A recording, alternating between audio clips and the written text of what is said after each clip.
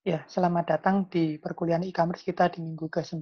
Jadi, di minggu ke-9 ini kita akan belajar tentang bagaimana caranya menentukan pasar kita. Dan terutama di sini adalah tentang market size, gitu ya, ukuran pasar. Sebenarnya nantinya itu kita harus nulis angka-angkanya ini di Excel gitu ya, karena biasanya kita apa namanya angkanya tidak sesederhana itu dan biasanya diproyeksi sampai beberapa tahun ke depan. Ya, cuman apa di contohnya ini kita mau lihat secara sederhana dulu, gitu ya. Nah, market saya sendiri sebenarnya bukan berarti semua itu pelanggan kita semua pasti beli di kita, enggak juga. Ya belum tentu. Market size itu hanya perkiraan saja, siapa yang berpotensi untuk beli. Karena tidak semua orang kita bisa paksa untuk beli produk kita, gitu ya. Tapi setidaknya ada orang-orang yang sebenarnya dia ini cocok untuk beli produk kita. Nah, kira-kira itu yang dimaksud dengan market size. Jadi apa namanya, yang kira-kira itu pokoknya mau beli produk kita, mampu beli produk kita, bukan hanya mau ya, mampu beli produk kita, gitu ya. Nah, ini, ada beberapa contoh-contoh nanti ini, jadi sebenarnya teorinya ya hanya gitu aja, gitu ya. Ini contoh-contohnya bagaimana kita mencari sebuah market size gitu ya. Yang pertama kita bisa mencari dari artikel. Cuman perlu diingat bahwa artikel sekarang itu kita harus sangat selektif. Karena apa? Karena kalau artikel kayak Blogspot, WordPress gitu atau, website-website yang tidak jelas, itu tidak bisa dijadikan acuan untuk mencari market size. Kalau kita pakai itu sebagai acuan market size, bisa-bisa malah nanti, kita bisa salah menentukan, bahaya, gitu ya. Karena itu kalau mencari artikel, itu yang ilmiah kalau bisa, gitu ya. Nah, misalkan kayak berita, bolehlah, tapi kita lihat dulu. Terus terang kita harus lihat siapa yang memberitakan, gitu ya. Nah, karena kadang-kadang seperti yang kita tahu ya di kapan hari waktu, apa namanya, perpolitikan, wah media sudah nggak karu-karuan. Pada saat itu saya tidak merekomendasikan untuk mencari di media, gitu ya. Tapi kalau sekarang ya kayaknya mereka sudah agak tobat ya sudahlah lumayan gitu ya. Boleh lihat dari media tapi yang terpercaya, Kompas boleh, Detik boleh, gitu-gitu ya. CNN News boleh gitu ya. Ya kalian, harusnya tahu lah ya mana yang, oke beritanya, mana yang beritanya sering ngawur, gitu ya. Nah, misalkan ini, ada data artikel yang mengatakan 68% pengguna dompet digital adalah milenial. Jadi artinya apa? Dari seluruh pengguna dompet digital, ternyata 68% ini milenial. Jadi artinya banyak anak mudanya penggunanya. Dan itu 68%. Jadi artinya kalau kita bisa tahu berapa apa namanya pengguna total dompet digital, ya 68%-nya kita bisa tahu angkanya pasti. Tapi apakah kita harus benar-benar tahu pasti angkanya, total pengguna dompet digital berapa? Tidak juga, gitu ya. Nah, kita nanti bisa memprediksi, oke. Nah, jadi ini acuannya, jadi Kompas salah satu yang kredibel tentunya, oke, boleh kita pakai. Nah, ini misalkan kasusnya adalah kita hendak masuk ke dalam, pasar di mana, eee, kita itu mau memanfaatkan dompet digital. Jadi misalkan kita menjual produk, tapi itu akan bisa dibeli kalau orangnya menggunakan dompet digital, atau kita mau memberikan promo, misalkan diskon atau apapun dengan dompet digital, gitu ya. Nah, maka kita harus melihat penggunanya dompet digital seberapa banyak. Kita kasih promo 50%, ternyata pengguna dompet digital cuma 10 orang, ya percuma, gitu ya. Nah, kemudian, eee kita tahu berita tadi 68% pengguna dompet digital adalah milenial. Nah, ini bisa kita jadikan acuan bahwa yang menggunakan itu banyaknya milenial. Artinya apa? Kalau mau jualan yang berbasis dompet digital, promo berbasis dompet digital, kalian harus tahu bahwa kalau produk kalian itu produk untuk orang tua, itu agak susah. Kecuali kalau itu produk untuk orang tua, tapi kalian tahu bahwa yang beliin anaknya. Lah boleh, gitu ya. Nah, terus kemudian ada lagi, apa namanya, artikel generasi milenial menggunakan dompet digital minimal 1 hingga 2 kali dalam seminggu. Nah, ini juga bisa dijadikan sebuah data, kita catat dulu. Oh, dia pakai 1 atau 2 kali. Ini bisa kita jadikan kayak, ini perkiraan frekuensi pembelian dari, si generasi milenial itu, ya. Selanjutnya ada lagi kata-kata yang bilang, rata-rata nilai transaksi top up atau isi saldo sebesar 140.663 setiap minggunya. Lah ini dipakai untuk apa? kita jadi tahu bahwa kalau kita mau jual produk, oke, targetnya milenial, oke, cocok dompet digital, oke. Tapi harganya jangan yang nggak oke, gitu ya. Kita jualan harganya 500.000 pakai dompet digital. Terus berharap milenial akan beli. Benar nggak? Keliru. Kenapa? Karena milenial, nah rata-rata nilai top up-nya hanya segitu setiap minggunya. Maka dari itu yang apa namanya menggunakan dompet digital biasanya apa? Chatime, gitu ya. Yang ya yang minuman, makanan yang jajanan yang murah-murah, gitu ya. Kalau misalkan kayak beli kulkas pakai dompet digital diskon, jarang orang yang apa namanya beli kulkas pakai dompet digital, gitu ya. Jadi melihat pasar ini perlu untuk mencocokkan dengan produk kita apa, gitu ya. Terus kemudian kita juga bisa lihat dari data kompetitor sejenis. Kalau kita cari artikel nggak dapet, kita lihat kita ini bisnis di bidang apa. Adakah orang yang bisnis mirip dengan kita? Nah, maka itu bisa kita jadikan acuan. Misalnya, kita jualan online, gitu ya. Nah, maka kita nggak perlu untuk apa namanya nyari orang tanya satu-satu belanja online nggak usah. Kita bisa tahu dari itu loh. Tokopedia segitu, Shopee segitu, Bukalapak segitu. Ya.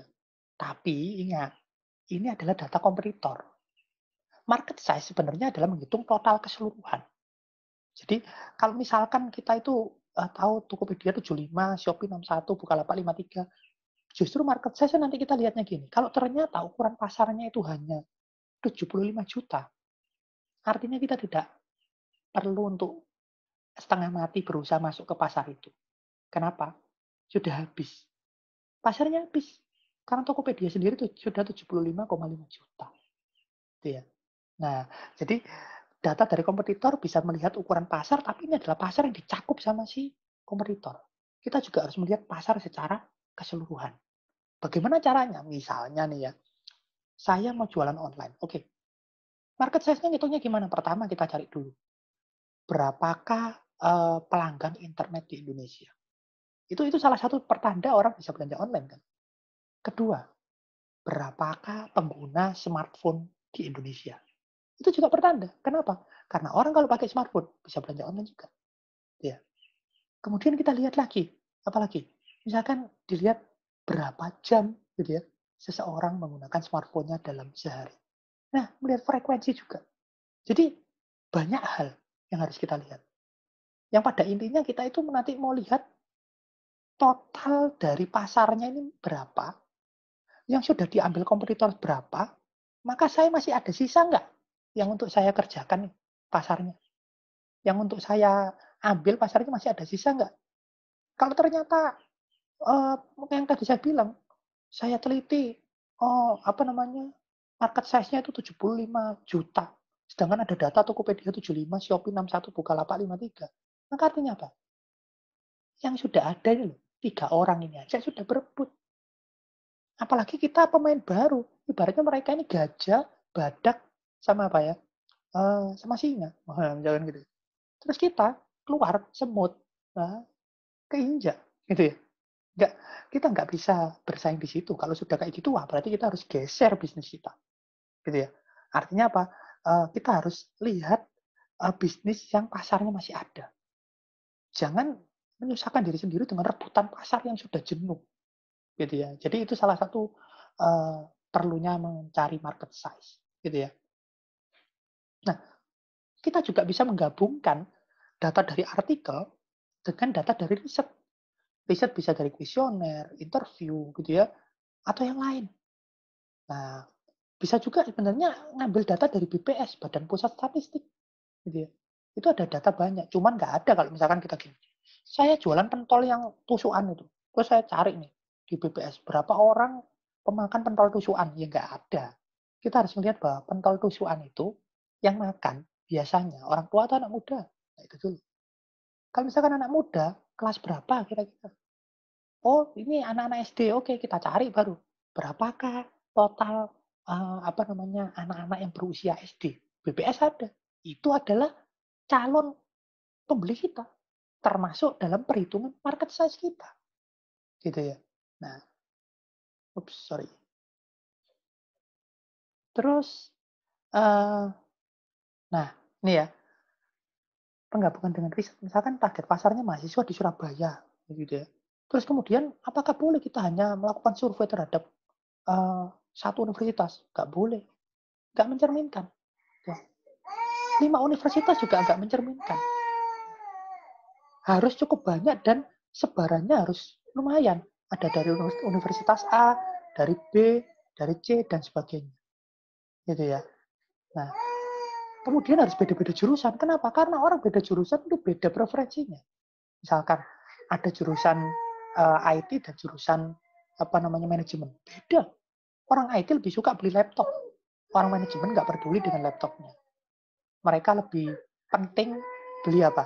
Mereka lebih penting beli baju. Nah, beda. Maka kita harus cari kalau survei atau interview itu yang beragam. Ya, background orangnya. Seperti itu.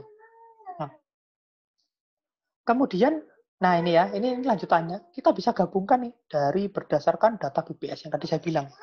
Nah, kita hitung-hitung. Nah, misalkan jumlah mahasiswa negeri berapa, swasta berapa, gitu ya, totalnya berapa, gitu ya. Terus kemudian jumlah user potensial yang tadi 60% milenial, karena kita mikir bahwa milenial ini ya anak-anak yang kuliah sekarang. Nah, berarti kita gabungkan 60% dari 272.000 itu. Nah, sekian 163.707. Apakah itu data pasti? Ya enggak juga sih, gitu ya. Nah, data ini ya perkiraan saja, gitu ya. Kemudian, nah, kita juga bisa mensurvei berapa harga yang mereka bisa beli. Jangan sampai kita jualan barang yang ternyata pelanggan kita nggak bisa beli, gitu ya. Ya, kalau mereka nggak bisa bayar, percuma. Karena itu kita harus tahu.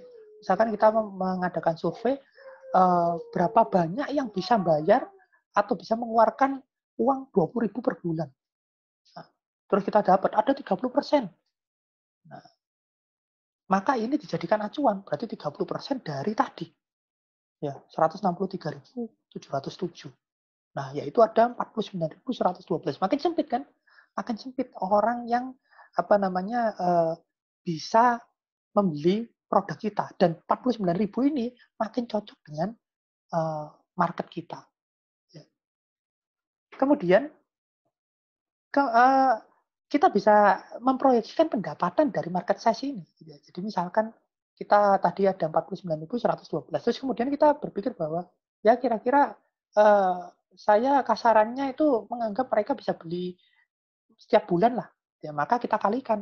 Nah, jadi akhirnya kita bisa dapat juga dari market size ini, bisa dapat juga apa? Bisa dapat juga proyeksi pendapatan kita dalam kurun waktu tertentu, gitu ya. Nah, nantinya proyeksi pendapatan ini di sini juga bilang berapa persen dari market size yang tersedia akan dijadikan target perusahaan kita. Jadi tidak semua. Kenapa? Karena perusahaan kita itu juga punya kapasitas. Misalkan, oh ini pasarnya masih banyak nih, masih ada 20 juta orang, misalkan gitu ya, yang belum masuk di dalam data pesaing. Misalkan semua calon pembeli potensial kita ada 100 juta. Pesaing-pesaing kita sudah banyak, dan kalau kita lihat kapasitas pesaing kita dikurang-kurangi dengan 100 juta masih sisa 20 juta. Jadi ada 20 juta calon pelanggan yang kemungkinan belum terlayani oleh pesaing kita karena pesaing kita juga terbatas kapasitasnya. Terus kita mikir, ya sudah 20 juta kita ambil semua. Nah, harus realistis juga ya. Misalkan kamu jualan pentol, ya apa caranya kamu menyediakan 20 juta pentol setiap hari? Gak bisa juga, gitu ya. Oleh karena itu harus apa? Ya, kita harus realistis, lihat dulu kapasitas kita berapa. Nilai tadi, misalkan yang 20 juta tadi, cuma sebagai acuan bahwa kita bisnis di sini masih enak. Persaingannya tidak terlalu sengit, Mas. Kenapa? Karena masih ada sisa-sisa orang yang belum terlayani. Ada sisa-sisa pelanggan yang kemungkinan kalau mau beli di tempat lain sudah habis. Jadi ini bisa beli di tempat kita. Gitu ya. Nah, oke. Jadi yang materi hari ini cukup singkat. Seperti itu saja. Nanti kita akan lanjutkan dengan diskusi. Jadi kalian setelah menonton video ini, langsung mengerjakan tugas diskusi kalian ya. Mencari potensi pengguna atau konsumen dari aplikasi Anda. Aplikasi Anda itu ya yang bisnis yang Anda rencanakan gitu ya, berdasarkan data-data yang akurat tentunya, artikel, hasil riset, statistik resmi. Cuman kalau sekarang memang karena kita ini sedang WFH juga, agak susah memang kalau interview atau kuesioner. Ya bisa sih secara online, tapi agak susah nyebarnya gitu ya. Kecuali kalau kamu itu, oh potensi saya itu anak-anak muda, saya sebar di forum game, bisa juga. Ya, cuman untuk tugas yang ini kan karena ini waktunya nanti hanya sebentar gitu ya. Saya prediksi sekitar ya mungkin 30 menit lah ya. Apa namanya selesai, setelah itu connect lagi ke Zoom dan kita akan bahas. Maka ya mungkin hanya dari artikel, statistik gitu aja ya. Hasil riset kalau yang sudah ada punyanya orang boleh diambil. Tapi kalau melakukan sendiri kan nggak nutup. Gitu ya. Dan nanti setelah kalian mengerjakan, waktu connect lagi, kalian akan presentasi. Ya, masing-masing per kelompok 5 menit dan tunjukkan sumber yang digunakan. Dan jangan lupa, tidak boleh bertemu langsung. Diskusinya bareng kelompok itu tetap kalian melalui online. Oke? Itu aja mungkin dari saya. Terima kasih. Semoga kita semua selalu sehat.